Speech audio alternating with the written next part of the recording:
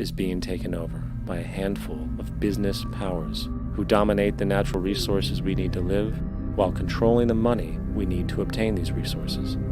The end result will be world monopoly, based not on human life, but financial and corporate power. And as the inequality grows, naturally more and more people are becoming desperate. So the establishment was forced to come up with a new way to deal with anyone who challenges the system. So they gave birth to the terrorist. The term terrorist is an empty distinction, designed for any person or group who chooses to challenge the establishment. This isn't to be confused with the fictional Al-Qaeda, which was actually the name of a computer database for the US-supported Mujahideen in the 1980s. In 2007, the Department of Defense received $161.8 billion for the so-called global war on terrorism. According to the National Counterterrorism Center, in 2004, roughly 2,000 people were killed internationally due to supposed terrorist acts. Of that number, 70 were American.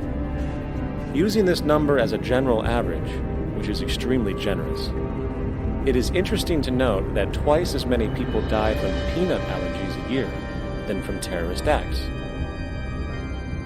Concurrently, the leading cause of death in America is coronary heart disease, killing roughly 450,000 each year. And in 2007, the government's allocation of funds for research on this issue was about $3 billion. This means that the U.S. government in 2007 spent 54 times the amount for preventing terrorism than it spent for preventing a disease which kills 6,600 times more people annually than terrorism does. Yet, as the name terrorism and Al-Qaeda are arbitrarily stamped on every news report relating to any action taken against U.S. interests, the myth grows wider. In mid-2008, the U.S. Attorney General actually proposed that the U.S. Congress officially declare war against the fantasy.